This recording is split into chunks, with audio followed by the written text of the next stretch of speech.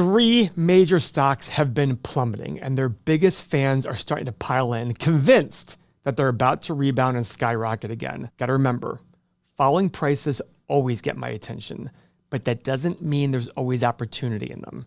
In this video, we're going to dive into the data to see if these three particular stocks are truly on sale. Just because something's cheaper does not make it cheap. Or if the people who are buying the dip are walking into a trap, are walking into a falling knife.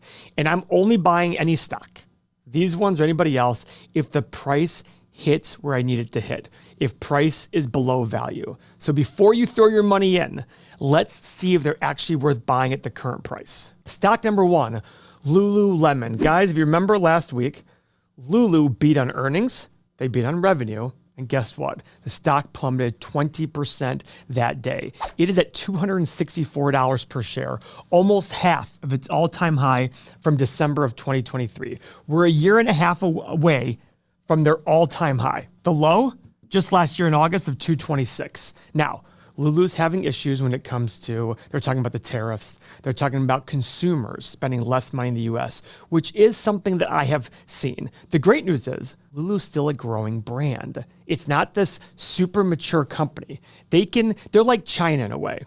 China is still going to grow even when they have a recession. But the US, a very, very strong and large country, when they have a recession, they contract in size. This is the article. Lulu stock plunges in historic rout as tariffs eat away at its profits. Guys, in the short run, a lot of manufacturers of these goods will swallow it as they pass this cost on to consumers. But you better believe that Lulu wants to protect its margin. Guys, let's go look at this margin. This company has a 60% gross margin. That means every extra unit they sell, 60% of it is basically profit before taxes and overhead. Their bottom line, 15 to 17%. So these huge tariffs can affect them if they absorb the whole thing. And you better believe they're not going to absorb the whole thing. They're going to pass it on to consumers. That's why tariffs are just a tax on consumers.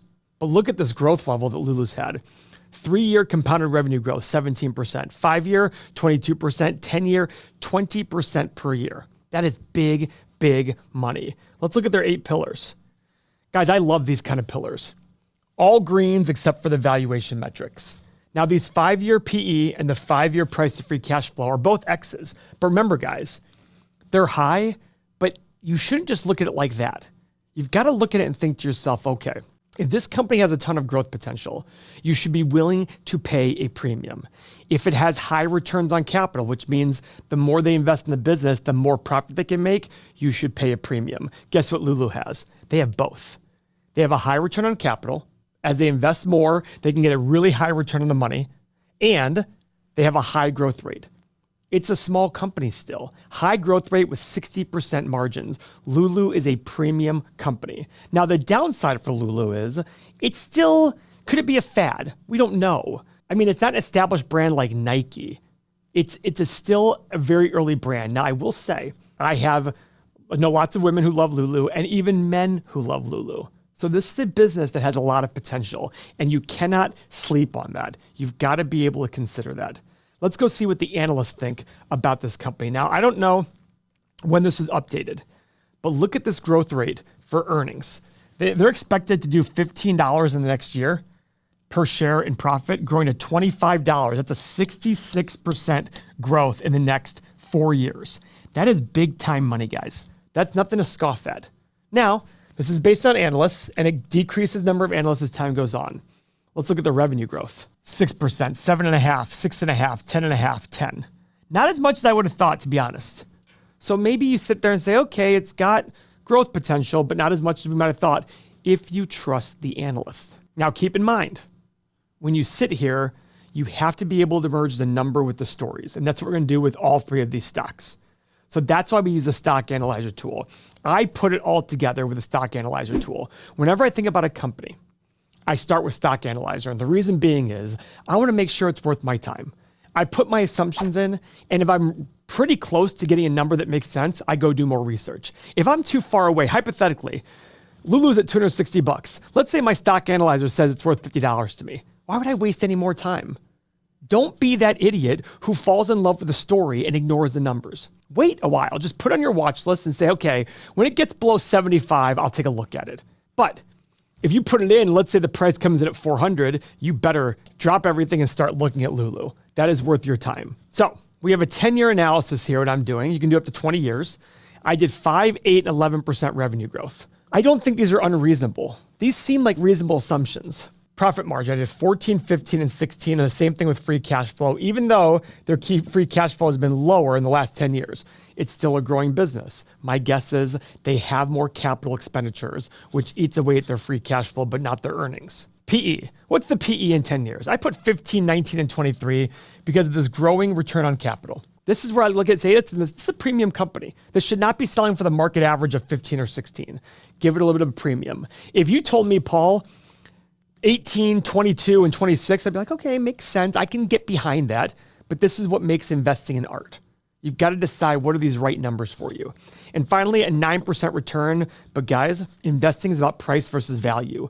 You never want to buy when price and value are, when price is above value or even equal. Because I look at it saying, if you're trying to get a 9% return, just buy the stock market. It doesn't make any sense to buy individual companies. So you got to put a higher desired return in for your margin of safety. So we hit the analyze button. Guys, look at this. A low price of 222, high price of 533, middle price of 345, which would be about a 12.5% return based on discounted cash flow on my middle assumptions.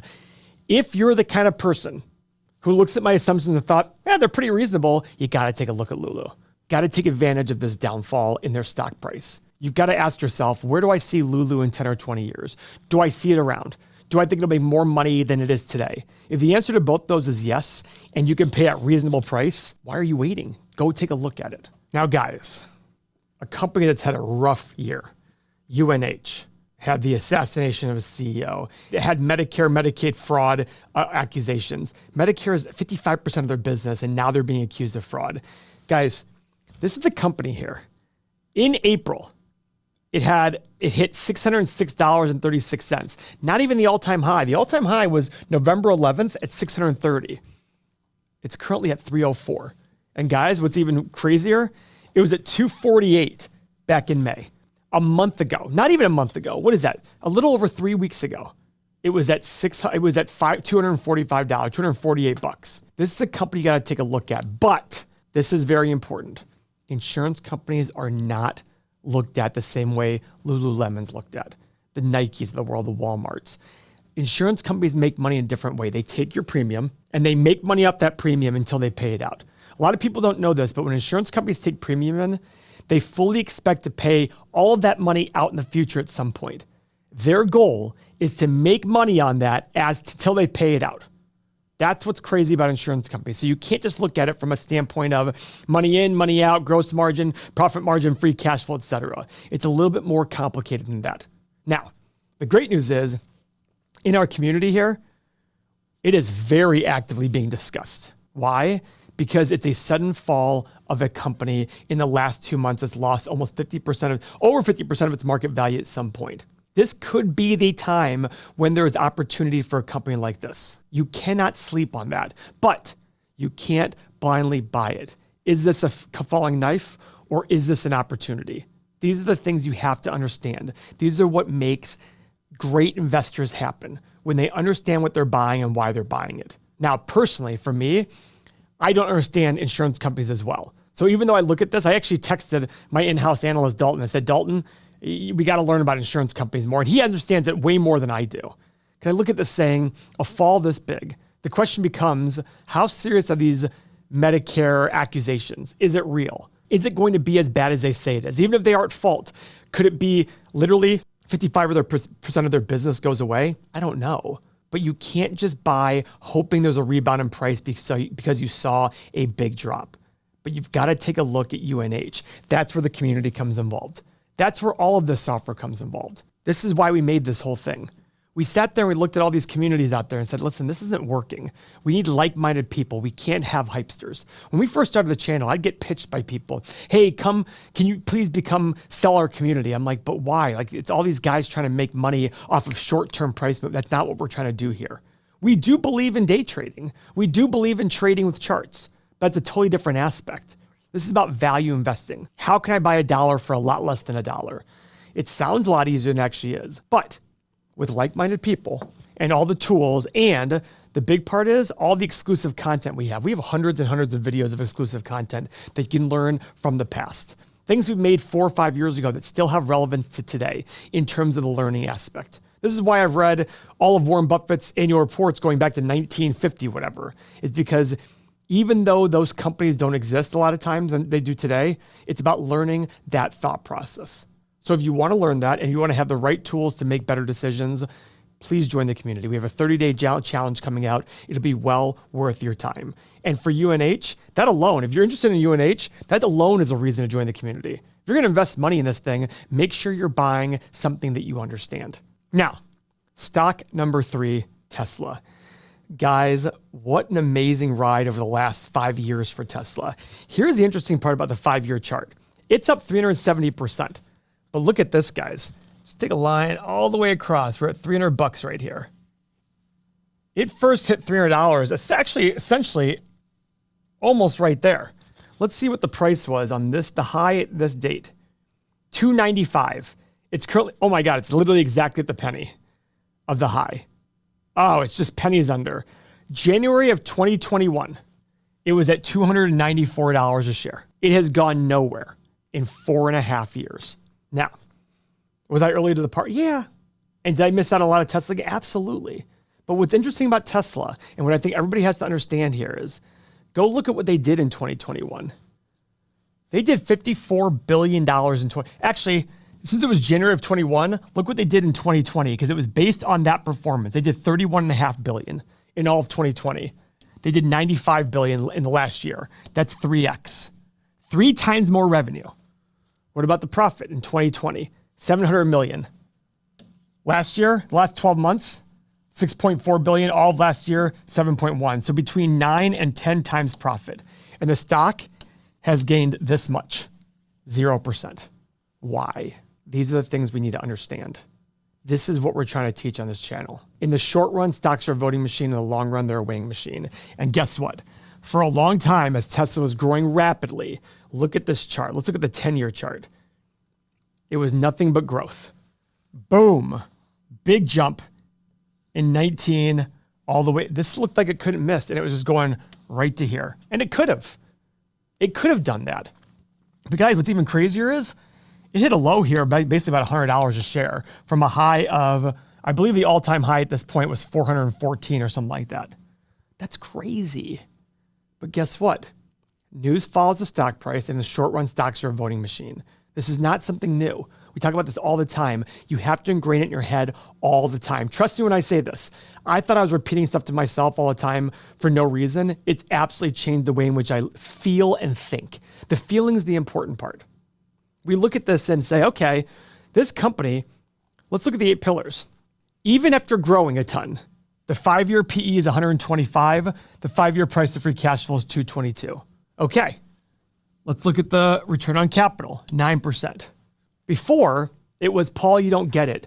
Self-driving is the software. This is a software company because of self-driving. You know what I'm hearing now? No, Paul, it's not about self-driving. That's not the software component. Now it's the robots and the robo-taxis and all that stuff. Okay, so we're just going to change the goalpost every single time we talk about this company when that doesn't work? Because guess what happened with full self-driving? They lowered the price, $12,000 down to $8,000, down to $99 a month with a certain window of free access. You know what they found out? Less than 2% of people who took the free access signed up for the software. Oops. Everybody said Elon was a genius. What's out there now? What's out there about Elon? Just last week, he and his buddy Trump had a little lover spat, and now it's no longer, we love Elon. Now it's, he's a right-wing, neocon, crazy madman. I was in California 2-3 months ago, and I saw a Tesla that said, I bought this Tesla before Elon went crazy. And I keep saying, he was always crazy. It's just that a lot of people didn't care because the stock was going up like crazy. The company was growing. And my guess is the company is going to continue to grow. Elon's going to figure this way out. He's going to figure out how to get the company back to growth, even though it's taking hits in Europe, all these things. But even more importantly, we said back here, when people were saying, I will never bet against Elon. Really? Those same people are now the people who hate Elon. He was a champion of the environmental movement because he had electric vehicles. Now people hate him. You can't fall in love with a company or a man or a CEO because guess what? Eventually, Their rep will change. They'll go away. Something's going to happen. Fall in love with mirroring the story with the numbers. It's the fifth and most important tenet of our principle-driven investing. A great story at the wrong price will be a bad investment. And that's what happened here. It was a great story, but nobody factored in the possible downfall of this company. Now, what's interesting is it didn't downfall, but it feels like it has. These are analyst estimates on their earnings over the next 4 years, from $2 a share this year to $9.73 a share in 4 years. That's a lot. That's over 4x growth. Big time growth. Revenue growth, 21, 17, 40, 27%. From $100 billion to $250 billion. Now, I still argue this is a car company, but when you see a stock fall this much, you've got to ask the questions. Is this an overreaction? Is this real? Now, we're going to marry this all together with the stock analyzer tool. Let's pull up Tesla, because I want to show you guys my assumptions that I did. I was putting in aggressive assumptions. 10, 15, 20% revenue growth for the next 10 years. That's a lot of revenue growth, guys. Don't sleep on that. Profit margin. Guys, look what I did. I did 12, 18, and 24 for both profit margin and free cash flow. This assumes it's going to have a software component to it. Because look, they've never done 12%. All these numbers, my lowest number is assuming their best numbers. I'm giving it a lot of leeway here, saying, okay, maybe you're right. But remember that when I show you the final numbers on this. PE. Yes, it's currently at 160 and 150 times earnings and free cash flow. I put 17, 21, and 25. Now, don't attach yourself to this. Start at 15. 15 is the market average, 15 or 16. Go up or down from there. It has a lot of growth potential. Does it have high returns on capital? Do they have some sort of moat, which is the most cliche thing that is used in investing? But that's where you go from here. Do I think Tesla deserves a premium? I can get behind that. It's still a car company, which is a very, very tough business to be in.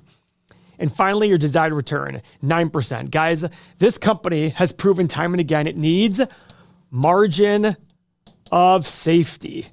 If you don't have a margin of safety when you buy individual companies, you will get hurt. What does this mean? It means assume a higher desired return than just the market 9 or 10%. Put in a higher number. I'm going to keep this in here just to give me, hey, Paul, if these assumptions occur, what's the company worth in the market? Now, before I hit these numbers, we can't deny that Tesla is an absolutely incredible company. There's no doubt about that. Even if you hate Elon, there's no doubt about that. But I don't care how great a business is. I can't just pay any price for it. And if you've made it this far in this video, something tells me you probably agree with that. That's not how real investors build wealth. You need to understand the business. You need to understand valuations, and you have to have a system that works for you no matter what the market's doing. Back in April, when the market pulled back and fear was temporarily everywhere, the headlines went crazy. A lot of people froze, not us. While they panic, we sit there, we evaluate, we look for opportunities. We had a plan and knew what to look for. We cheer these things on. But Paul of 20 years ago was more like the everyday investor. I would chase stocks. I would follow friends' tips. I'd get caught up in the hype, hoping that something would stick. But guys, that's not investing, that's gambling. That's exactly why we created Everything Money. We wanted to give the people who were like me 20 years ago a tool, a strategy, some sort of community to get better at investing. Joining Everything Money gets you access to all the software, the private group of serious, like-minded investors who aren't guessing anymore, but even more so, tons and tons of exclusive content. This is so important here. These are all the tools we have. And the one thing people sleep on is this exclusive content. We're talking about hundreds of videos from our past. Now, you might sit there and say, well, Paul, a stock of 4 years ago, why does it matter today? It's about learning those lessons. It's about looking back at what we said 4 or 5 years ago, 3 years ago, 2 years ago, and see how they played out. But let me be very, very clear about this. This is not a community to join if you're the kind of person that jumps from one shiny thing to the next, looking for some quick way of making money or a quick fix. If you're not willing to put in the time, follow the process, and stick with it, we are not the place for you. In fact, you're probably wasting your time by even watching this video. We're committed to building a community of like-minded investors who are in this for the long haul. If that's you, we have a 7-day trial. Click right now. Spots are limited every day, and we don't know how long the trial will stay open. So if you're serious, now's the time. So this is the stock analyzer. We hit the analyze button. Guys, on my rosiest of assumptions, I have a low price of 91, a high price of 525, a middle price of 233. And remember, this is based on profit. This $91 is based on profit they haven't done yet. Now, speaking of Tesla, I made my own personal Mag 7 video, and I created it to compete with the Mag 7 going forward. If you're interested in seeing my process and how it plays out, click the next video. I guarantee you're going to like it. Thank you for your time.